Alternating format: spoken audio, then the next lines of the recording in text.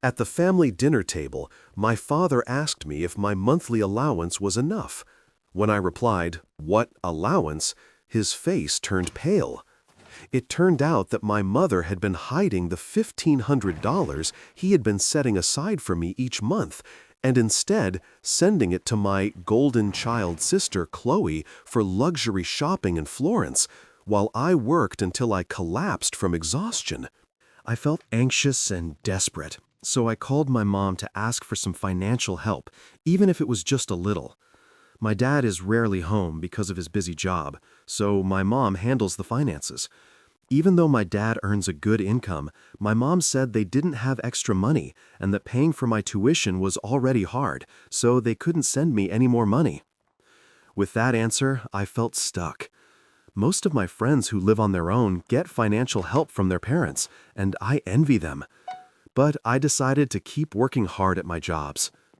When I think about it, growing up, things were always different between me and my sister Chloe.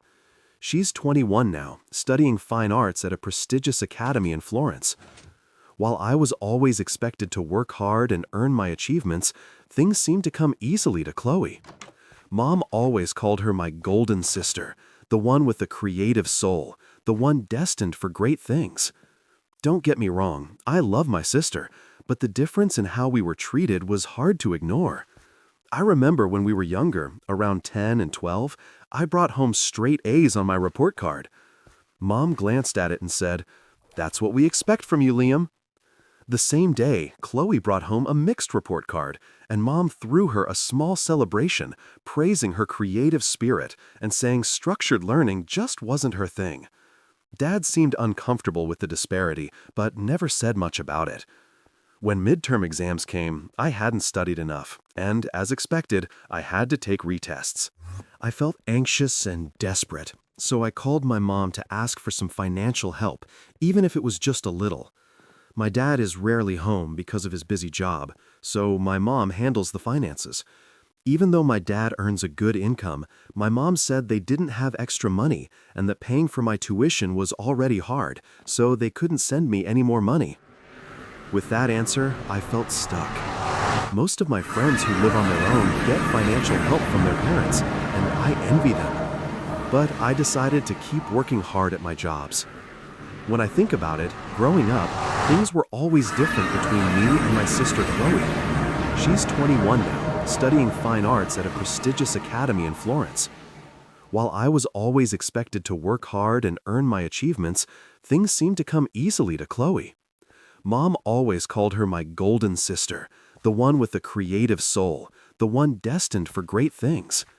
Don't get me wrong, I love my sister, but the difference in how we were treated was hard to ignore. I remember when we were younger, around 10 and 12, I brought home straight A's on my report card. Mom glanced at it and said, "That's what we expect from you, Liam." The same day, Chloe brought home a mixed report card, and Mom threw her a small celebration, praising her creative spirit and saying structured learning just wasn't her thing. Dad seemed uncomfortable with the disparity, but never said much about it. When midterm exams came, I hadn't studied enough, and as expected, I had to take retests. I managed to finish the retests in August and then started my summer. I plan to work as many jobs as I can during the long break to earn as much money as possible. After the summer break, I plan to focus more on my studies, so I'm going to reduce my work shifts. This means I need to save even more money, so I'll cut back on my living expenses. For meals, I'll save by eating instant noodles, bread, and discounted pre-packaged meals. Whenever I need to go somewhere, I'll use my bike to avoid transportation costs. I grew up in a well-off family, so I never had to worry about money before. I never expected to live in such poverty after moving. It was a very busy time, but I kept in touch with a college friend through text messages. I occasionally checked my sister's Instagram as well. Her feed was full of pictures from sun-drenched Italian piazzas, gallery openings, and weekend trips to places like the Amalfi Coast and Nice. Each photo seemed to feature some new designer outfit or accessory. I tried not to feel bitter, but it was hard seeing her living so lavishly while I was counting pennies for instant coffee. One post particularly stung. It showed Chloe at a vineyard party in Tuscany wearing what she tagged as a new Gucci sundress. The caption read, "Mom always knows exactly what I need. #blessed, #artlife, #forense." I stared at that post for a long time, wondering how my parents could afford to send her designer clothes while telling me they had no money to spare. Seeing their fun photos made me sad, realizing how different life could be for students at the same university. My friends often invited me out, but I had to decline because I didn't have the money or time. "I'll drive. Let's go somewhere that doesn't cost anything," one of my classmates messaged me. "Nah, I'm working every day. Plus, I'm heading back home for the holiday season, so I won't be around," I replied. "Are you sure you're okay? You always seem tired at school, and I think you're working too much," my friend expressed concern. "I've got the physical stamina, and I need to earn my living expenses. Let's meet up once school starts again," I responded. With that, I headed to the coffee shop where I work, but shortly after, something happened. I collapsed during my shift. It was a busy Friday with a long line of customers, and while I was steaming milk, I felt dizzy. The room started spinning, and the pitcher I was holding suddenly felt impossibly heavy. The last thing I remember is trying to reach for the counter to steady myself. I don't remember much after that, and when I woke up, I was in a hospital. The doctor told me I collapsed due to exhaustion and malnutrition. I received IV fluids and was allowed to go home the same day. I immediately called my boss at the coffee shop to apologize. My boss told me that after I collapsed, he called my name, but I was too out of it to respond, so he called an ambulance right away. He had also contacted my parents. "You've been taking a lot of shifts, and I relied too much on that. Sorry about that. I want you to rest easy for the rest of the month," my boss said. That meant a cut in my income. Riding the bus home from the hospital, I wondered if I should take on more tutoring jobs. I felt lost. I was supposed to work at the coffee shop the next day, but now I had the day off. I decided to stay in bed and rest. Checking my phone, I saw a message from my friend that I had missed while I was unconscious. I replied and explained why I hadn't answered earlier. After learning about my situation, my friend decided to come over. He bought groceries and made a pasta bake for me. While eating the meal he had kindly prepared, we talked about the costs of living alone. When I mentioned that I wasn't receiving any financial support from home, my friend was surprised. "That's why you've been working so hard. Your dad's an engineer. You should be getting some help." I asked Mom, and she said they're barely managing with just my tuition. "Really? But you're not an only child, right? You have a sister in Florence. How is she affording to study abroad if money's so tight?" I don't know. Mom always handled Chloe's expenses separately. Said she had a special arrangement for her. No way! That doesn't make sense. I hate to say this, but maybe there's something going on that you don't know about, my friend suggested.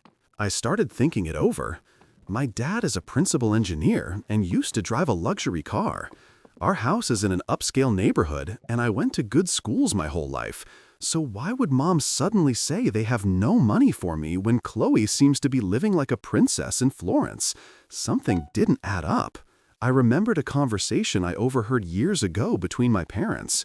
Dad had asked Mom why my robotics club camp was canceled while Chloe was being sent to an expensive art retreat in France. Mom had said something about investing in Chloe's unique talent and that I was more pragmatic and wouldn't mind staying home. Dad had seemed frustrated, but eventually gave in, as he usually did when it came to Mom's decisions about us kids. I became worried. I immediately messaged my mom. "Are you both okay?" She replied after a while. "We're fine," but I couldn't relax. That night, curiosity got the better of me. I called Chloe directly, something I rarely did, since we weren't particularly close. "Liam, what's wrong? You never call." She sounded genuinely surprised. "Just checking in. How's Florence treating you?" "Amazing as always. Mom just sent me the most beautiful leather handbag from a boutique here for my birthday next month. She's always so thoughtful with her gifts." My stomach dropped. "Oh, that's nice. Hey, I was wondering, How are you managing financially over there? Florence must be expensive. Oh, I don't worry about that stuff. Mom transfers me about $2,500 a month for expenses, plus extra whenever I need something special. You know how she is with me. I felt like I'd been punched. $2,500 a month, when I was told there wasn't a single dollar to spare for me. I ended the call quickly, making an excuse about needing to study. I thought maybe they were just saying they had no money to keep me from worrying or to teach me some kind of lesson about independence. Since I had planned to go home for the holidays, I decided I would talk to my parents about this in person. After thanking my friend, he said, "I'll be waiting for some souvenirs." I felt grateful to have such a friend. The holiday season came, and I took the cheapest bus I could find back home. I could only stay for one night and a day because of my job, but I was looking forward to it. When I arrived, my parents greeted me at the door. My dad seemed surprised when he saw me. "You've lost a lot of weight, really," he remarked. I hadn't noticed myself, but apparently I looked quite different. My mom was also taken aback and fell silent. For lunch, my mom had prepared salad, soup, and sandwiches. For the first time in a long while, the three of us sat down to eat together. As soon as we sat down, my dad looked worried and asked, "You look thinner. Are you eating properly?" I told him the truth. "Not really. It's been a while since I had such a proper meal." "What do you usually eat?" my dad inquired. "Instant noodles, bread, and sometimes discounted prepacked meals." "What about the cafeteria food?" he asked. "The cafeteria is too expensive for me." "Is it that expensive?" he questioned. "It's about $8 or so," I replied. Hearing that, my dad looked puzzled. "Is the money I've been sending enough for you?" I was confused and responded, "I haven't been getting any money." My dad was shocked. "What do you mean? So you haven't received any money for the past 4 months?" "I haven't received any. Have you really been sending money?"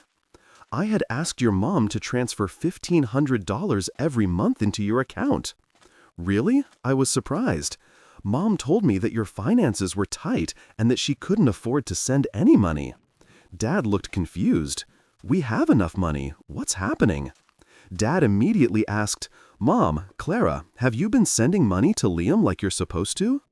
Mom looked down without saying anything. I started to worry. Maybe Dad got sick and couldn't work, so that's why I wasn't getting any money. "No, I've been working as usual," Dad said. "That's good to hear," I said, feeling a bit better. "But then why didn't I get any money? I was so confused.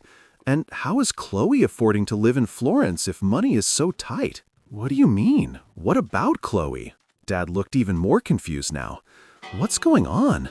Dad asked again. Mom still stayed silent and wouldn't look at us. "Please don't stay quiet. Can you explain?" Dad asked again. Finally, Mom said softly, "I haven't sent any money to Liam." "What? You haven't sent any money to Liam?" she admitted. Both Dad and I were shocked. "What? Why not?" Dad asked, surprised. "There are just too many things we need to pay for," Mom started explaining. "Isn't our home loan already paid off?" Dad pressed. Realizing she couldn't hide it any longer, Mom revealed, "I've been keeping the money for Chloe." I was shocked. "What do you mean for Chloe?" "She needs it more than you do," Mom continued calmly.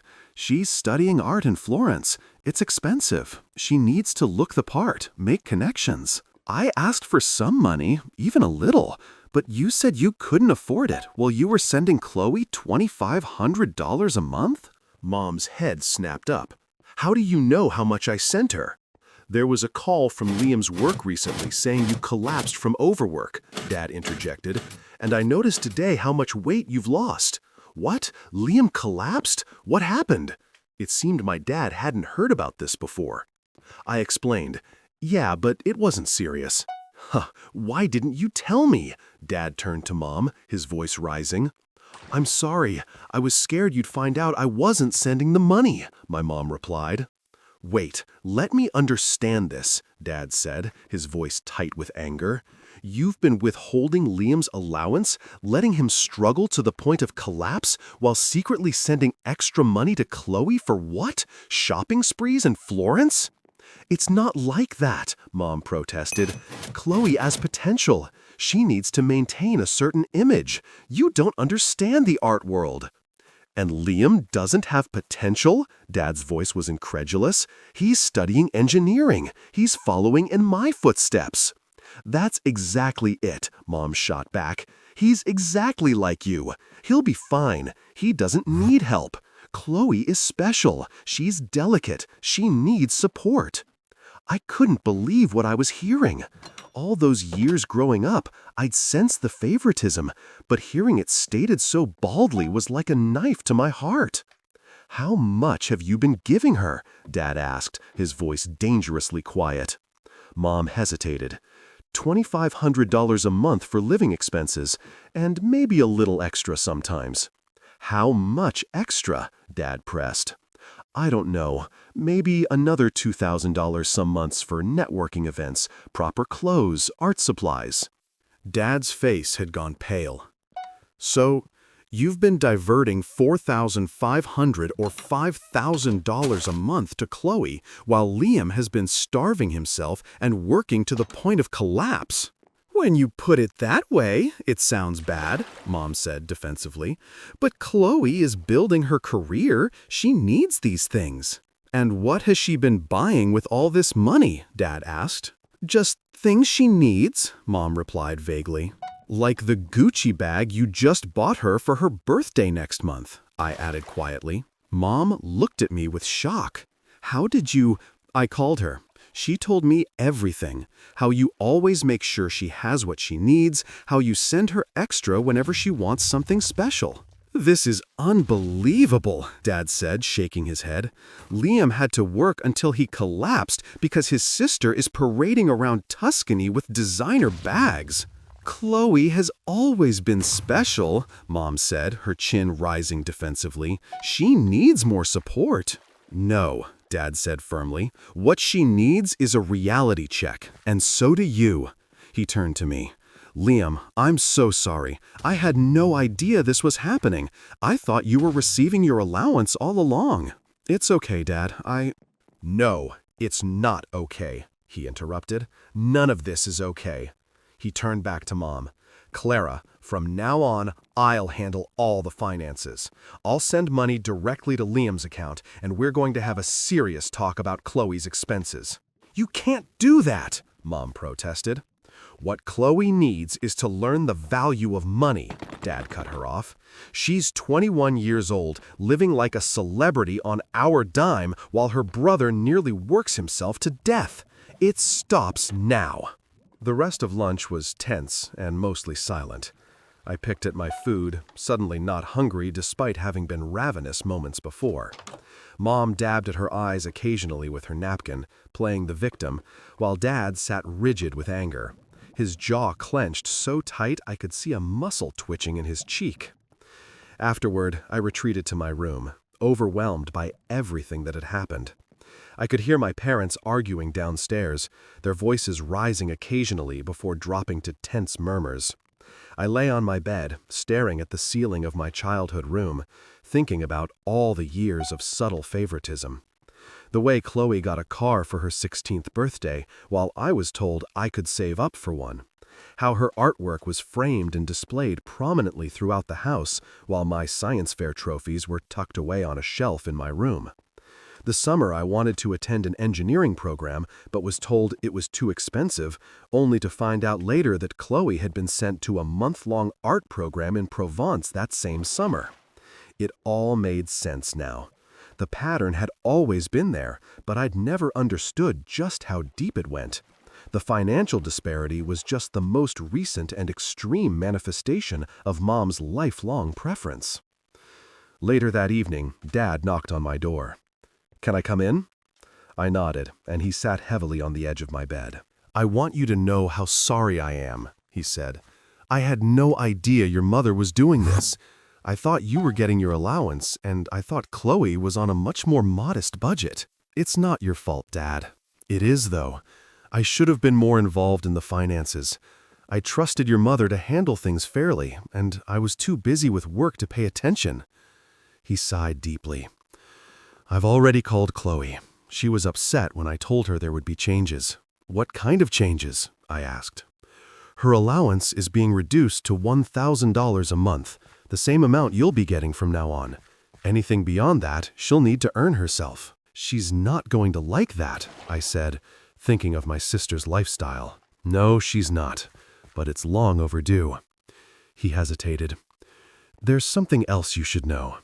Your mother, she hasn't just been favoring Chloe with money. She's been putting money aside for her future, too. Money that was supposed to be split between both of you." "What do you mean?" "We have a family trust that's supposed to be divided equally between you and your sister when you both turn 25. Your mother has been diverting funds from it to set up a separate account in Chloe's name." I felt sick. "How much?" "About $250,000 so far." I couldn't even comprehend that amount. It was more money than I could imagine. "I've frozen that account and initiated the process to return those funds to the family trust," Dad continued. "It will take some legal work, but it's the right thing to do." He ran a hand through his graying hair, looking older than I'd ever seen him. "I keep thinking about how you collapsed at work, how you've been struggling all this time while I thought you were fine, while your mother let me believe you were fine." "I didn't want to worry you," I said. "That's not your job, son. My job is to worry about you, to take care of you." His voice broke slightly. "And I failed at that." "You didn't know, Dad." "I should have known. I should have asked more questions, been more involved." He straightened his shoulders. "But that changes now. From now on, I'm going to be much more present in your life and Chloe's, and I'm going to make sure things are fair between you two." That night, Chloe called me, furious. "What did you say to Dad?" she demanded without preamble. "The truth," I replied simply, "that I've been working multiple jobs and still can barely afford to eat while you've been getting thousands of dollars a month." "That's different," she snapped. "I need that money. Do you have any idea how expensive it is to live in Florence, to dress appropriately for the art scene? Do you have any idea what it's like to collapse from exhaustion because you're working so many jobs you don't have time to eat or sleep properly?" There was a pause. "Is that really what happened?" "Yes, Chloe, that's really what happened. While you were buying Gucci bags, I was working 60-hour weeks on top of engineering school and living on ramen noodles." Another long pause. "I didn't know." "Would it have mattered if you did?" She didn't answer that. Instead, she said, "What am I supposed to do now? Dad says I'm only getting $1,000 a month from now on. I can't live on that." "Welcome to the real world," I said without much sympathy. "Get a job like I did." "A job? I'm studying fine arts. I don't have time for a job." "And I'm in engineering school. Somehow I manage." She hung up on me. The next morning, tensions in the house were at an all-time high. Mom barely spoke, moving around the kitchen like a ghost. Dad kept trying to engage me in conversation, as if making up for lost time. "Your mother and I have been talking," he said finally. "We need to make some changes." "What kind of changes?" I asked, glancing at Mom, who was staring fixedly into her coffee cup. "For one thing, I'm taking control of the family finances," Dad said firmly, "and I'm going to be much more involved in both your lives from now on." Mom looked up then. "I still think you're being too harsh on Chloe. She needs what she needs." "What she needs," Dad interrupted, "is to learn the same lessons Liam has had to learn the hard way. Independence, responsibility, the value of hard work." "She's different," Mom insisted. "She's more sensitive." "No," Dad said firmly, "she's not different. She's just been treated differently by you." Mom fell silent again. "There's something else we need to discuss," Dad continued, turning back to me. "Your mother and we're having problems." My heart sank. What kind of problems? "This situation with the money, it's brought to light some deeper issues. Your mother's favoritism toward Chloe has been going on for years, and I've allowed it. I didn't realize how extreme it had become." "What are you saying?" I asked, though I already knew. "We're going to try counseling," Dad said, "but I want to be honest with you. I'm not sure our marriage can recover from this. The trust is broken." Mom looked up, her eyes suddenly fierce. "You're blaming me for all of this? For wanting to give our daughter the best chance at success? I'm blaming you for lying to me, for stealing from our son, and for potentially emptying our retirement accounts to fund our daughter's shopping addiction," Dad replied evenly. "Yes." I flew back to Atlanta the next day, my head spinning with everything that had happened. Dad had transferred $4,500 into my account, back pay for the allowance I should have been receiving, and promised regular monthly transfers from now on. "Focus on your studies," he told me at the airport. "That's what's important now." The first thing I did when I got back to my apartment was buy groceries. Real groceries, fresh vegetables, meat, fruits, foods I hadn't been able to afford in months. I cooked myself a proper meal and sat down to eat it, savoring each bite.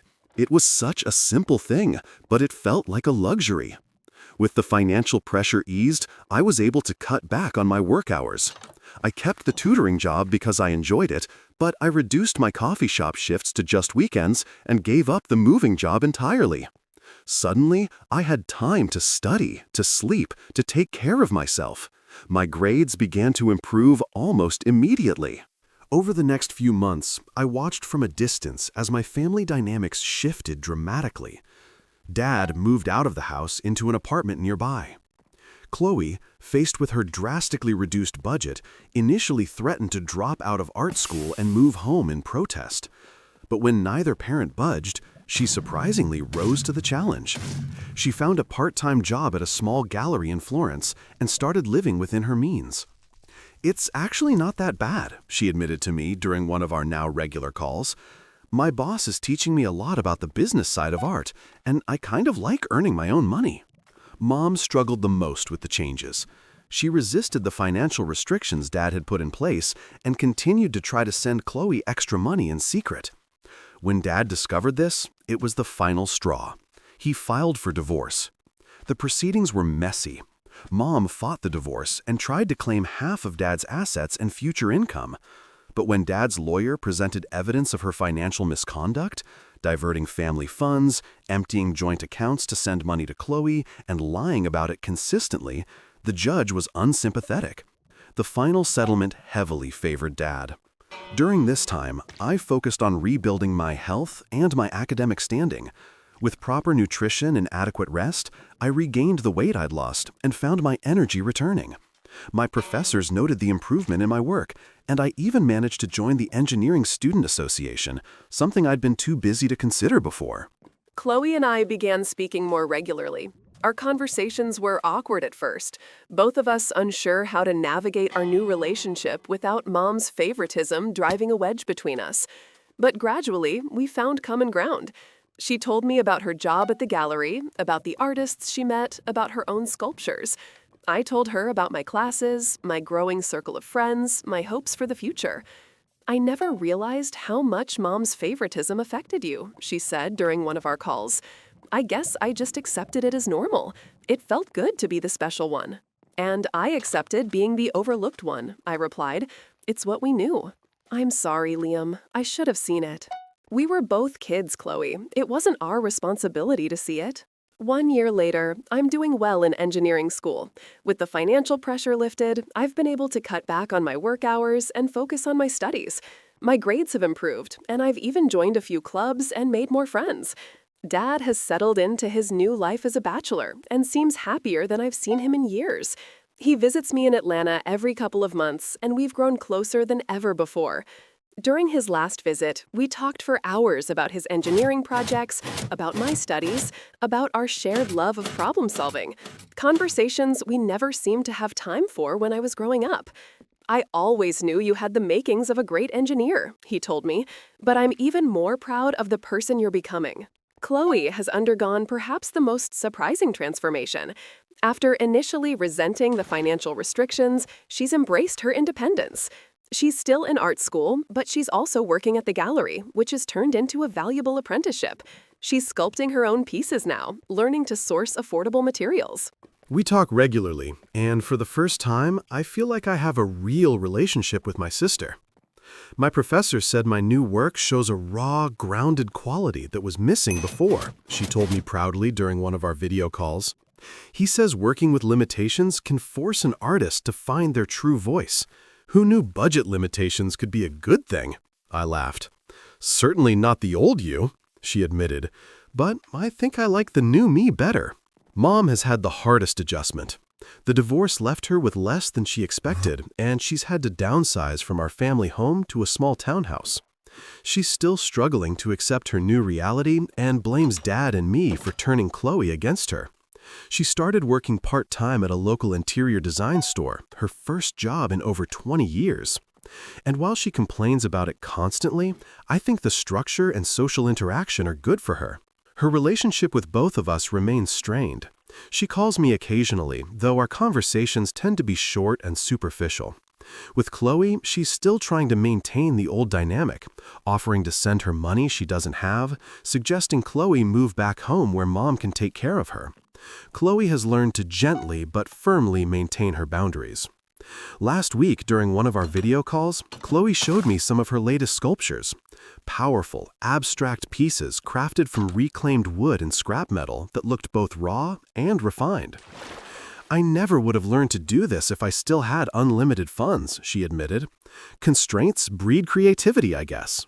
You're really good at this, I told her, genuinely impressed. She smiled. Thanks, and you're going to be a great engineer someday. She paused. I'm sorry about before, about not seeing what was happening to you. It wasn't your fault, I said.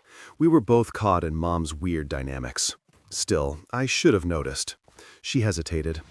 Are you going home for Christmas? To Dad's? Yes. You? Yes. And I thought maybe we could visit Mom together. She's having a hard time. I considered it. Despite everything, she was still our mother. Okay, I agreed. We'll go together. In the 2 years since that fateful holiday dinner, when the truth came out, our family has been completely reconfigured. The changes haven't all been easy, but I believe they've been necessary. Dad is happier and more engaged as a parent. Chloe has discovered her own strength and creativity. I found my footing in engineering school and am thriving both academically and socially. And Mom, well, Mom is still adjusting. Maybe she always will be. But at least now the relationships in our family are based on truth rather than manipulation and favoritism. Sometimes family is complicated and healing takes time. But as I've learned, honesty, however painful, is the first step towards something healthier. The truth about my mother's favoritism nearly destroyed our family, but in its aftermath, we're building something new. Relationships based on respect, fairness, and genuine love rather than manipulation and preferential treatment. It's not perfect, and it never will be, but it's real. And for the first time in my life, I feel like I'm being seen for who I am, not just as the less favored child, but as Liam, an engineering student, a son, a brother, a person worthy of support and love, just as I am. 3 years later, I never expected how much things would change. I'm now in my final year of engineering school, near the top of my class, and preparing for job interviews with top firms. Dad has been my rock through it all, calling weekly to check in and flying to Atlanta for every important milestone. Last month, Chloe surprised everyone by landing her first solo exhibition in a respected Florence gallery. What shocked me most was seeing Dad sitting front row at her opening, beaming with pride. After years of her being Mom's project, she and Dad have built their own relationship. Her sculptures, powerful and made from found materials, have garnered attention from several critics. She's making it on her own terms, without family money propping her up. As for Mom, the journey hasn't been easy. The divorce humbled her in ways none of us expected. Last year, after the design store promoted her to assistant manager, something shifted. She called me one night, her voice soft. "I'm proud of you, Liam," she said. Words I'd waited a lifetime to hear from her. I was wrong, so wrong. Our relationship remains complicated, but we're working on it. She's in therapy now, unpacking why she favored Chloe so heavily. Apparently, it stems from her own childhood as the less artistic, pragmatic sibling. She's learning, finally, to see both her children clearly. The most unexpected development came 6 months ago when Dad met Sarah, a kind-hearted architect he collaborated with on a city project. Watching him fall in love again at 52 has been beautiful. When he called to tell me he was proposing, I felt nothing but happiness for him. This Christmas will be our first holiday with all of us. Dad and Sarah, Chloe flying in from Florence, Mom, yes, she's invited, and me. It won't be perfect. Family never is, but it will be honest. The collapse that started it all, I think about it sometimes. How something so painful became the catalyst for healing our family's deep wounds. I wouldn't wish that experience on anyone, but I can't regret where it led us. Sometimes it takes falling apart completely before you can rebuild something stronger, something with a foundation of truth, ready to bear the weight of whatever comes next.